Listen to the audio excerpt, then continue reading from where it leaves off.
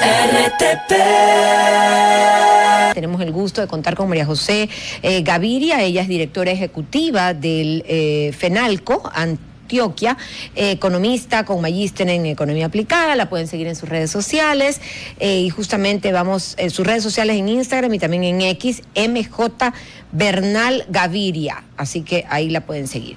Muchísimas gracias, María José, por hacer un espacio en su agenda y recibirnos aquí a este medio de comunicación de Ecuador, de Guayaquil, específicamente para hablar un tema que nos ocupa a los dos países, justamente lo que está sucediendo en la frontera de Ecuador y Colombia. Somos países vecinos, estamos con los límites al norte de nuestro país, el suyo, y tenemos problemas bastante parecidos. ¿Cuál es su análisis de lo que está sucediendo en estos momentos en la frontera de los dos países?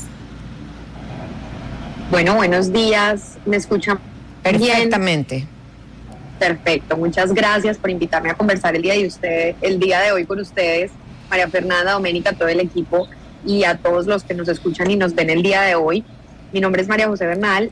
Yo soy la directora ejecutiva de FENALCO Antioquia. FENALCO es la Federación Nacional de Comerciantes. Nosotros hemos sido un gremio que no solo tiene unos principios claros de defensa de la libre empresa, sino que también se ha plantado firme para defender estos principios en el contexto político tan complejo que en este momento enfrenta Colombia.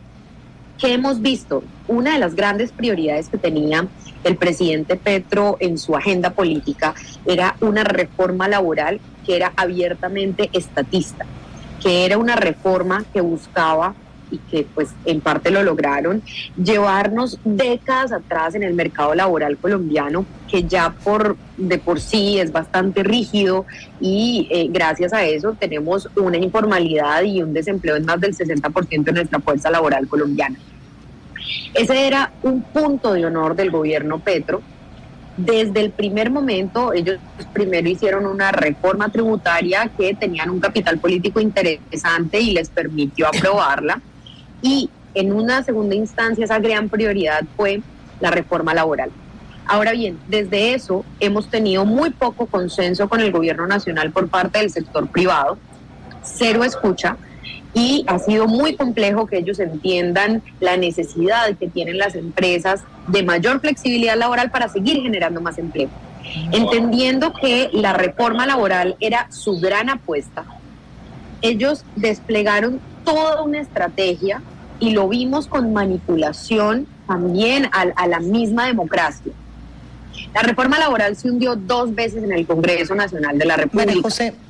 Después, el gobierno nacional dice, yo no solo voy entonces a promover esta reforma, sino que si el gobierno nacional, del Congreso Nacional no me la acepta, la voy a imponer a través de una consulta popular. María José, deja que la interrumpo solamente hay un ratito para ir intercambiando realidades, porque siento que además de que hablamos español, todas estamos hablando el mismo idioma en cuanto al problema. Ecuador también lo tiene y uno de los pedidos ha sido justamente la flexibilidad.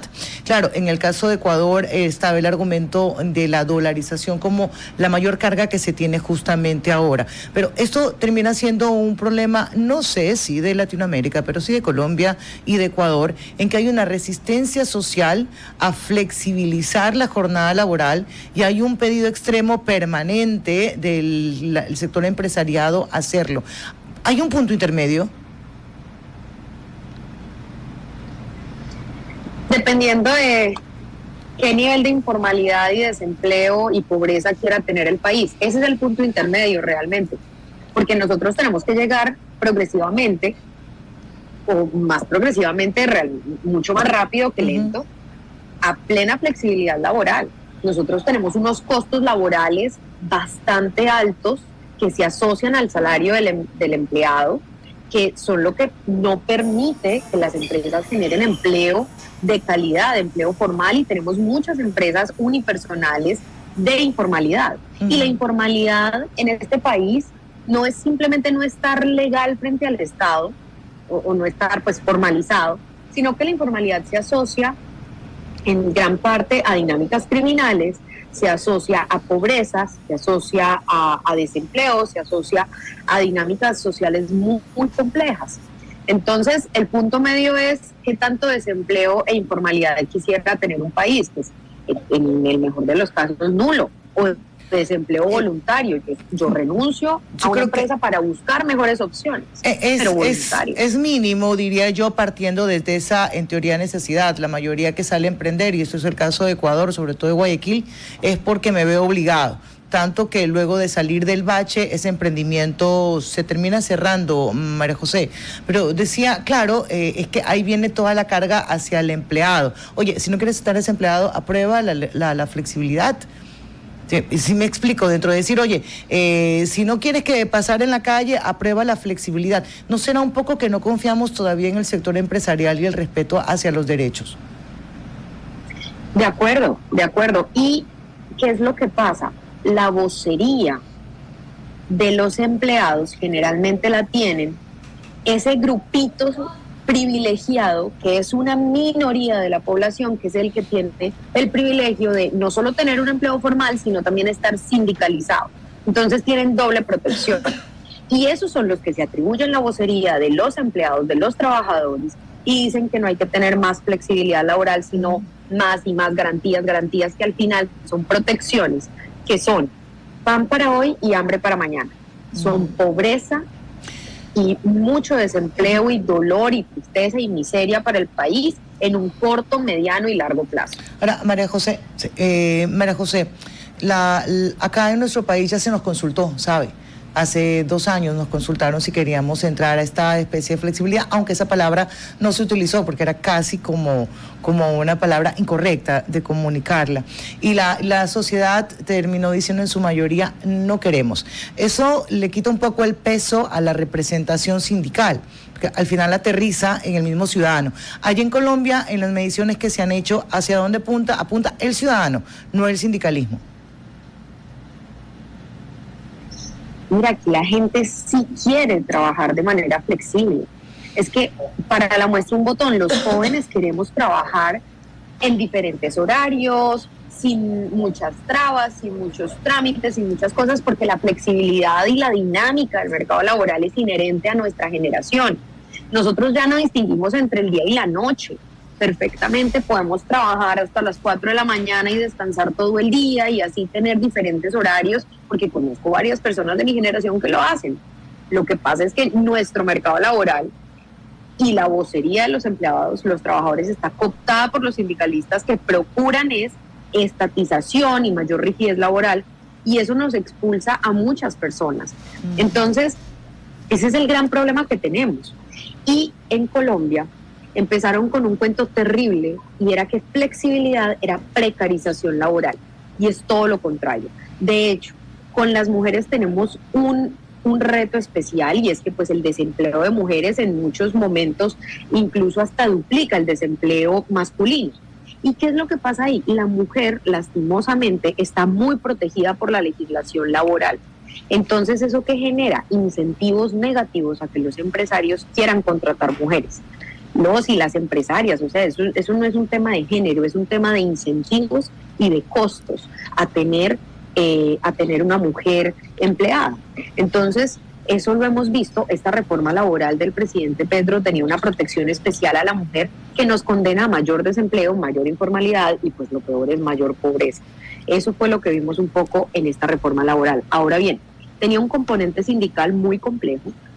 Ese componente sindical no con un trabajo con el gobierno nacional, sino con un trabajo con los congresistas de Colombia, que sí pudieron escuchar en gran parte a los empresarios y a los grupos que estábamos en contra de esta reforma de manera argumentada y técnica. Logramos quitar muchos artículos que eran sumamente perversos para la generación de empleo y la formalización del empleo en Colombia. Entonces, la reforma laboral, la que se aprobó lastimosamente hace unos días, muy recientemente en Colombia, pues sigue siendo estatizadora, es muy compleja porque impone unos mayores recargos nocturnos y recorta la jornada diurna, que es gravísimo, especialmente para el comercio, que es el sector que yo represento. Y para la inseguridad también. Pero no es tan terrible como el adefesio que se presentó en una primera instancia.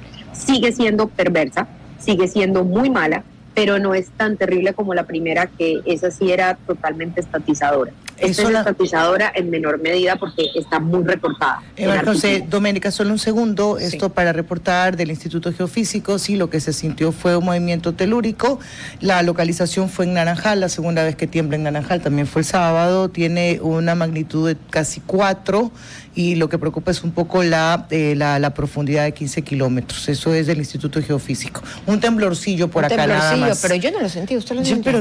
Pero nada, pues nada, si tenemos una perforadora aquí que vamos a sentir. Estamos de lo más concentradas además en la entrevista. ¿Cuál es tu visión, María José, sobre el futuro de lo que va a suceder en Colombia? Con este tema, con estas reformas laborales que, como tú bien lo señalabas, no son la modernización, sino es todo lo contrario, es algo ya muy retrógrado, sobre todo en temas de comercio, de empleo, de laboralidad juvenil. Como lo señalabas y suscribo, hoy en día los chicos, los jóvenes trabajan en otros horarios, no tienen esa costumbre que tal vez sí tuvimos nosotros, María Fernanda y yo sobre todo, de tener una jornada laboral desde la mañana y ya terminarla en la tarde-noche. Bueno, miren, entonces en esto les sigo contando porque tiene mucho que ver para entender la coyuntura actual del país. Se cae 2 veces la reforma laboral, el presidente dice yo la impongo a través de una consulta popular. Esa consulta, para que pueda salir, debe sí o sí, por la Constitución, artículo 104 de nuestra Constitución, debe tener un concepto positivo del Congreso de la República, del Senado puntualmente. Se cae 2 veces la consulta popular en el Senado, no se le aprueba al presidente y aún así él inconstitucionalmente, ilegalmente, decide imponer a través de un decreto la consulta popular. Ahora ya se está hablando de una constituyente, una asamblea popular constituyente en vez de decir nacional constituyente, y pues estamos en una incertidumbre muy grande. Realmente el país está pasando por un momento súper complejo, tenemos unas condiciones de seguridad que son muy duras, muy difíciles, volvimos atrás a años que habíamos creído que habíamos superado, años oscuros, especialmente en la ruralidad de nuestro país. Tenemos una situación muy compleja en temas de seguridad, con secuestros, con extorsiones, con mucha violencia. Y quiero contarles algo, y es la violación no solo del Estado de Derecho, sino de la Constitución como tal. Y es que el sábado pasado, el sábado que acaba de pasar en mi ciudad, en Medellín, el presidente Petro hizo un evento y en la tarima montó a los principales líderes criminales de la ciudad que estaban en la cárcel. Eso nosotros legalmente no tenemos ninguna forma de respaldarlo, ninguna forma de justificarlo, porque eran presos, eran criminales y los subieron a la tarima a hablar con el presidente. Incluso habiendo pagado la condena, porque alguien que cometió un error y pagó prisión, pues ya está libre, cumplió con la sociedad, pero aún así tampoco. María José, se nos acabó el tiempo, un abrazo. No, perdón, los sacaron de la cárcel para ir a leer que vaya. O sea, son presos activos. Totalmente. Un día de tour. María José, queremos agradecerle mucho, identificar que los problemas son muy similares. Ojalá ambos presidentes, recojo mis palabras, solo te agradezco. Va a estar María bien José, complicada esa historia. Tan parecidas nuestras historias que mire que lo de Miguel Uribe, que nos solidarizamos, hemos seguido la noticia con el corazón en la mano con lo sucedido. Tenemos información de que está algo mejor, que está evolucionando, tal vez nos puedas confirmar eso.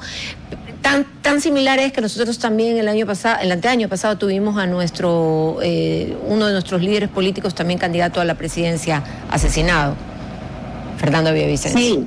Sí, el caso de Villavicencio pues fue muy doloroso y desde también. Colombia lo lamentamos muchísimo, y ahora nosotros repetir esta historia pareciera que se estuviera calcando de algún libro, de alguna... Y ustedes 30 años después inclusive. Exacto. Entonces, sí, desde los 90, de hecho, mi generación no había conocido el dolor de que se trate de asesinar a un precandidato presidencial. No, yo tengo fe en que nosotros como sociedad civil vamos a seguir dando la pelea por el país, vamos a dar la batalla porque, pues, como el país de uno no hay dos, y estamos dispuestos a seguir dando esa pelea para que Colombia pueda seguir siendo un Estado de Derecho y tener más y mejor libertad. Gracias, María José. Tenemos que conversar contigo en otra oportunidad. Algunos temas quedan todavía pendientes, algunas ideas han nacido de esta conversación. Así que muchísimas gracias y estamos en contacto contigo pronto. RTP